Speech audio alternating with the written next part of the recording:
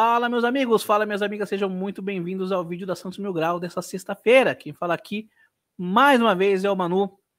E antes da gente falar sobre a situação da nossa zaga e do nosso elenco como um todo, peço para que você se inscreva aí no canal, ative as notificações, deixa o like, por favor, é muito importante. Nos siga nas redes sociais, Twitter, Instagram, espalhe esse canal, indique esse canal para alguém, para um amigo, para amiga, para mamãe, para o papai, para a vovó, para o cachorro, para o papagaio, para que a gente chegue a 20 mil inscritos. Essa é a nossa meta de curto a médio prazo. Então, conto com a sua ajuda para espalhar o canal da Santos Mil Grau e a gente atingir os 20 mil inscritos. Tranquilo? Além disso, se inscreva na Betano. Já se inscreveu na Betano pelo nosso link? Se inscrevendo pelo nosso link, você ganha um bônus de boas-vindas de R$5 para apostar, como bem entender. Tranquilo? Santos perdeu pro Audax do Chile e aí se complica. Eu tô gravando, embora esse vídeo esteja saindo na sexta, eu estou gravando este vídeo logo após o jogo. Na quarta-feira, logo após o jogo. E enquanto eu gravo, jogam o Blooming e o Newell's Old Boys. E, cara, o Blooming começou ganhando o jogo, o Newell's empatou, virou, fez 3-1 e o Blooming diminuiu, tá no finalzinho do jogo. Newell's está ganhando o jogo.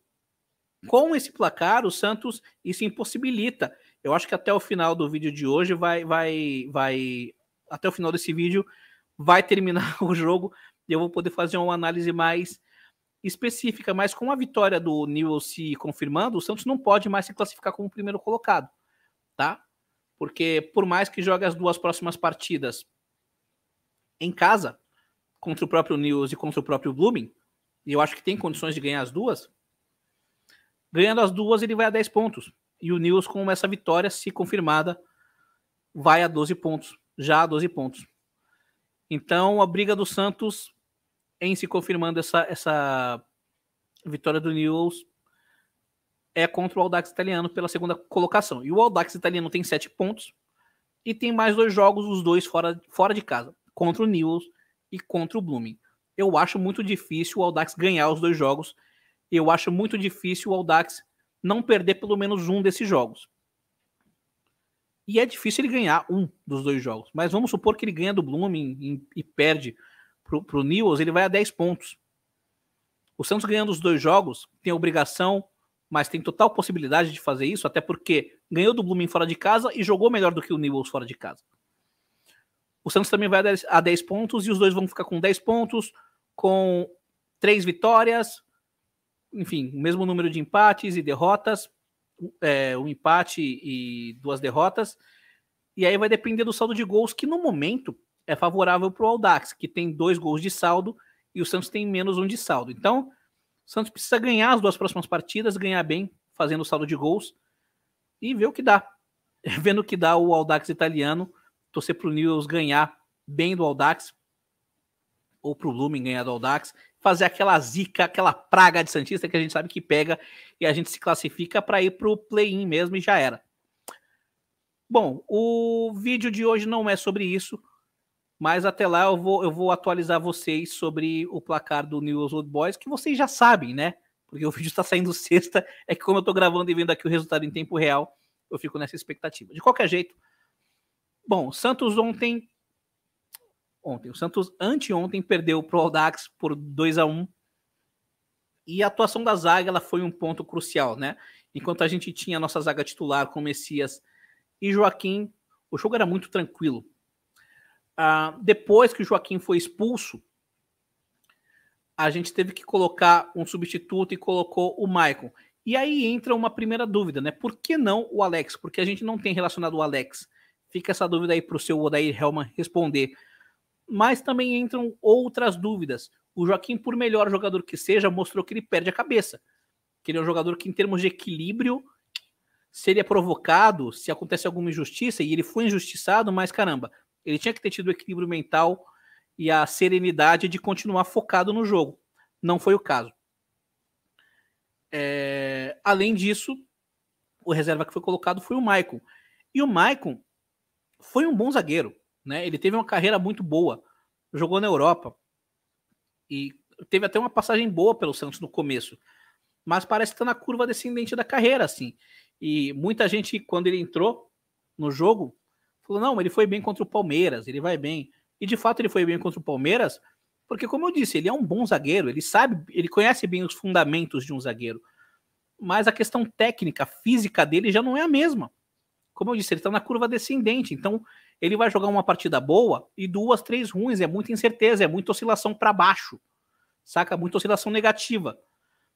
Ele vai entregar mais partidas ruins do que partidas boas. Então se mostra muito necessário o Santos ir ao mercado e contratar no mínimo um zagueiro. No mínimo um, mas assim, eu acho que é bem pouco. A gente precisava de uns 2 zagueiros para ficar mais tranquilo, saca? Um para se titular, para botar o Messias na reserva, para que o Messias seja o reserva imediato, e um para, no mínimo, brigar com o Messias pelo posto de reserva imediato. E também, sei lá, para fazer uma sombra para o Joaquim, que é titular absoluto. Eu acho difícil a gente encontrar alguém para fazer frente ao Joaquim na posição atualmente, mas o fato dele ter perdido o equilíbrio na partida, né, saído de si, me preocupou um pouco. E, enfim, por mais que a gente não receba a dinheirada dos shakes lá, e eu não estou contando com isso, amanhã eu faço um vídeo para falar especificamente sobre isso.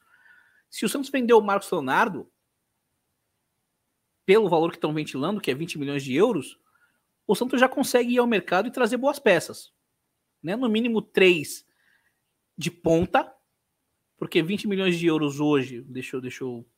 Bom, vou verificar aqui quanto é que está o preço do euro. Vocês não estão com pressa não, né? O euro tá R$ 5,33. Então, 20 milhões de euros dá 106 milhões de reais. Isso sem contar o fato de que o Marcos Leonardo ele tá meio que arrebentando, né, do campeonato. Nos 2 primeiros jogos ele fez 2 gols no primeiro, 1 gol no segundo. Então acho que o Santos vai pedir até mais. Mas vamos trabalhar com esse valor de 20 milhões de euros.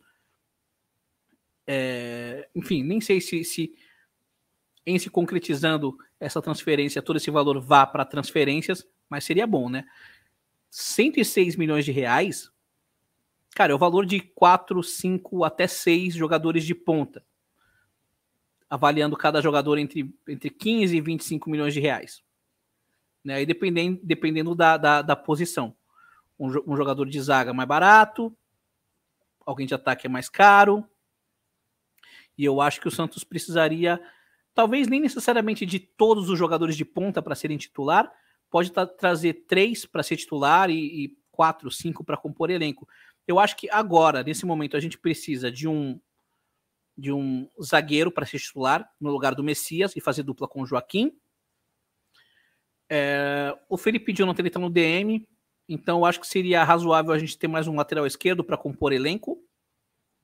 Não necessariamente para ser titular, mas para brigar por posição, mas o zagueiro sim, para ser titular. Então, um zagueiro para ser titular, um lateral esquerdo para compor elenco. Um volante para suprir o Dodi quando o Dodi não estiver, com as características dele, eu acho que seria interessante. E aí, se vocês quiserem, eu posso até fazer um vídeo tentando fazer um scout ou tentando indicar algumas peças, alguns nomes que eu acho que seriam interessantes. Comentem aí. Zagueiro titular, lateral e volante para compor elenco. No mínimo um meio armador para ou ser titular, né? Ou ser o reserva imediato do Lucas Lima, porque depender só do Lucas Lima na armação é muito pouco mesmo. Um ponta direita para ser titular, porque eu tô convencido de que o Ângelo não é o cara para ser titular desse time nesse momento. Ele pode evoluir, pode, enfim, se ele não for vendido, né, nessa janela, mas tudo indica que vão chegar propostas. Então, fatalmente, a gente vai precisar contratar alguém ali para o lado direito. Então, um ponta direita para ser titular, e aí deixa a ponta esquerda com o Soteldo de titular imediato e o Mendonça como reserva. Perdão, o Soteldo como titular absoluto e o Mendonça como reserva imediato, e o Mendonça pode jogar pelos dois lados, né? E também um centroavante, porque vendendo o Marcos Leonardo a gente vai ter essa carência. A gente vai ficar com o David Washington, que é craque, mas é jovem, vai oscilar. E o Mezenga, que é experiente, mas não é craque. Então acho que a gente seria maravilhoso trazer o Batistão de volta, né? O que vocês acham? Mas, enfim, sonhar demais. Um centroavante. Então, eu pegaria essa grana do Marcos Leonardo, traria um zagueiro titular, um bom lateral esquerdo para compor elenco, um reserva imediato para o Dodi, um armador para competir com o Lucas Lima, um ponta-direita titular e um bom centroavante para fazer sombra para o David Washington. Mas a partida do Michael ontem deixou clara que a gente precisa ir ao mercado e ter pelo menos um zagueiro. Eu traria mais um zagueiro para ser reserva, para me certificar de que a gente não vai precisar mais do Michael. Eu até usaria o Maicon como peça de troca para esse novo zagueiro, tá? Mas a partida de ontem, além de escancarar uma partida do Maicon, escancarou que o Santos não tem assim um elenco para correr atrás do prejuízo quando precisar. Por isso é importante a gente fazer essas ponderações de que o Santos precisa agir no mercado se quiser ter alguma chance na sua... O Santos acabou o jogo aqui do Newell's e de fato foi 3-2 pro Newell's, ganhou do Blooming. Esquece, o Santos não vai ser mais primeiro do grupo, pode se classificar como segundo.